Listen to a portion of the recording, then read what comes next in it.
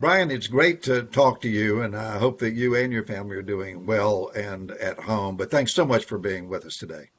Yeah, thanks, Senator. This is just a real honor, and family's doing well. We've been pretty fortunate.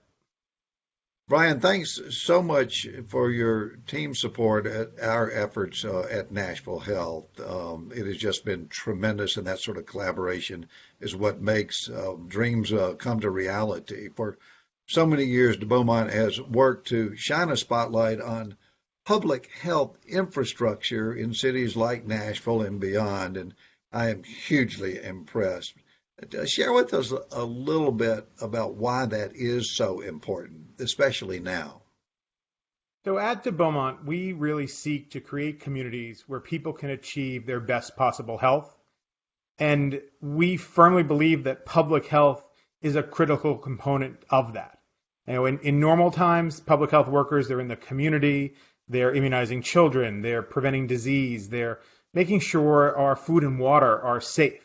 And then during times like at this pandemic, they're tracing outbreaks, they're doing the testing. They are really part of our frontline first responder workforce when people become ill. But I think it's now become very clear that we weren't maybe as prepared as we could have been. Over the past decade, funding for governmental public health has been repeatedly cut. And because of that, we didn't have the necessary staff or supplies in place when this started. And it really slows the response. And it means that we're always playing catch up. And really, with each cut to public health, we are taking a greater risk with our nation's health. And we're really seeing that risk come to play right now. You know, Brian, we just celebrated Public Health Week in this country just last week, but unfortunately, the thousands and thousands of men and women working in public health every day simply just don't get noticed. They go unnoticed. Why does it take a crisis like what we're going through today, so painful, but why does it take a crisis for us to recognize this important contribution? Well, I think we clearly need to do a much better job at marketing public health to the general population. That's one of the reasons we've joined with 18 other public health organizations to launch the website whypublichealthmatters.org. It actually creates a platform where public health workers can share their stories via video about the work that they're doing in the COVID-19 response. In a crisis like this, there's always a few public health professionals who get attention and recognition, but that's really much more the exception rather than the rule.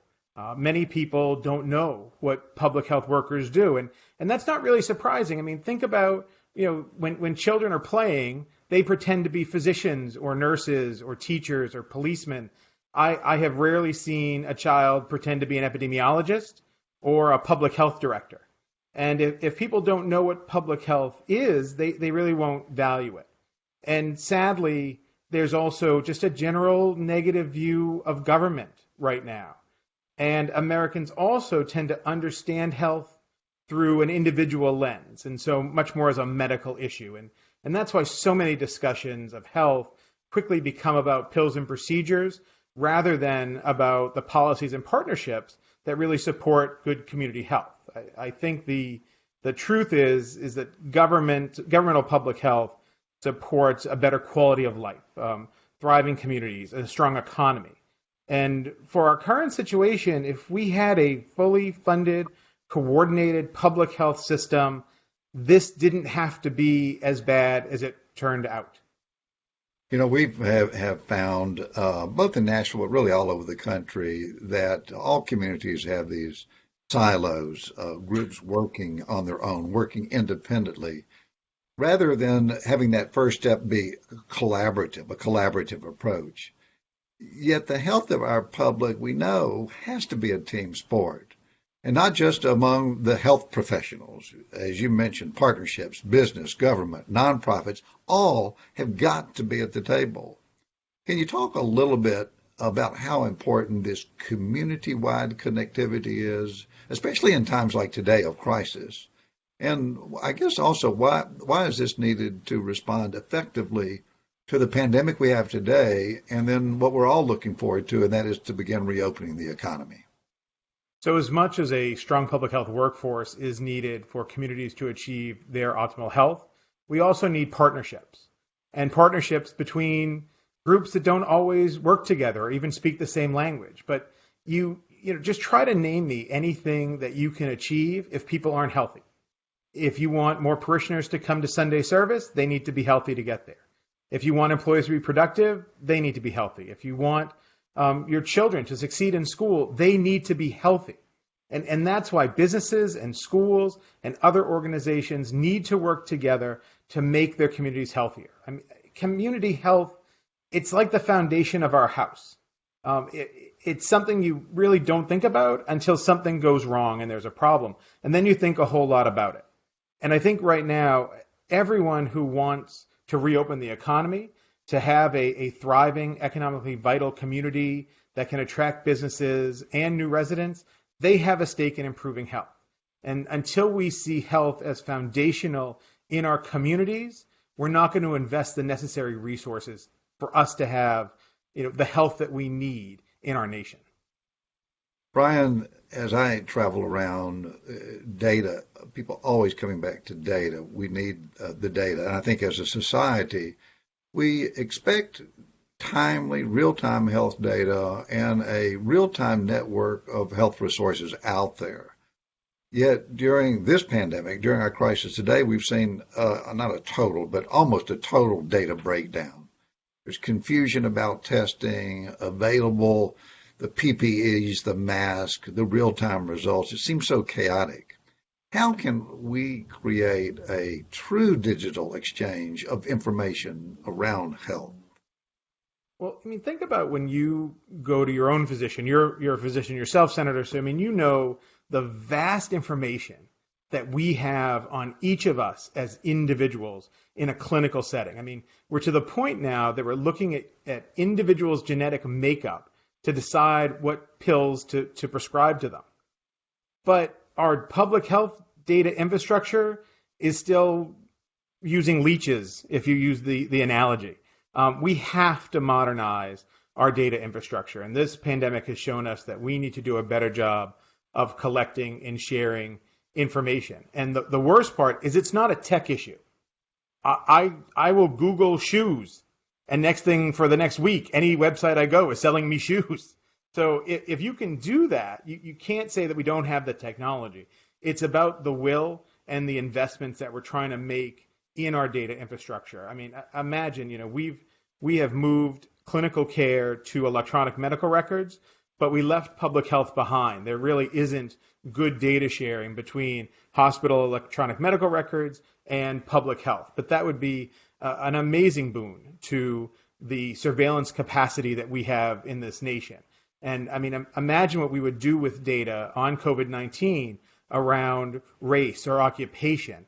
I mean, we need that information to inform our policy so that we're making the right choices. And in a lot of ways, without that data, we are flying blind. So you have a novel virus that already has us kind of behind the eight ball because we don't know as much about it as we'd like. And then we have a data system that is lagging the information that we need to do the best we can to make the right decisions. And our lack of real-time data and surveillance has made understanding the dynamics of this outbreak extremely hard and has made our response even slower. Brian, I think our realization of that, the absolute importance of data, good data, accurate data, scientific data, and then the appropriate distribution of that data with ongoing surveillance is absolutely critical. I do think our sacrifices are making a huge difference, and I say that knowing that what's going on today and the response of shutting things down and social distancing and physical distancing has been hugely impactful and painful, disproportionately so on vulnerable populations. But ultimately, all of these sacrifices being made, I'm confident, are making a huge difference, and ultimately we will win this battle. But how can we benefit from this extraordinarily difficult moment in time and lead it to sort of focus our collective strength and ultimately achieve better health for everybody, including those most vulnerable? So the first thing is we need to value public health and invest in it accordingly. I mean, right now in this nation, on average, we spend about $13 per person on public health compared to $11,000 per person on medical care. And so we really need to find the courage to invest and invest long term in public health. We also can't just stop at infrastructure funding. We need to invest in our people, in our state and local governmental public health workforce. Our nation's health departments are already chronically understaffed, and there has been surveys that have shown that half of that workforce say they're leaving by 2022. So we have a critical workforce shortage in our nation's public health departments. So we need to look at loan repayment programs, training, and other actions that will help us attract and retain a strong public health workforce and avoid the possible mass exodus that may be coming. We also need to learn from this current pandemic to make a lasting change. Your piece in Roll Call calling for consistent public health funding was amazing. And there's always that renewed sense of urgency around public health during times of crisis, H1N1, Ebola, and also natural disasters. But as the disease rates decline, often does the commitment to fund public health. And so we have to have the courage and the leadership to hold the line and fund public health. When this is over, there are going to be any number of people who are lining up for bailouts. And I think we all know whether it's airlines or it's going to be more ventilators and training more physicians and the hotel industry. And we got to make sure that we keep public health at the front of our minds and the front of that line so that they're funded. And then lastly, we need to make smart policy decisions that we know will improve health for everyone. Half of the nation is living paycheck to paycheck. The federal minimum wage didn't increase despite 121 months of consistent economic growth through 2019.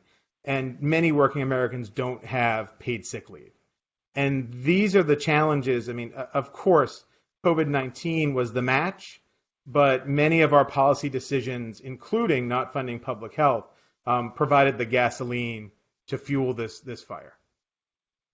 Brian, I think those sort of 3 points. I think the first one of we just need to invest in it. We have 300 million people in America who are being affected today as we speak by this virus. The antidote to that is public health. Individual health care is really critical.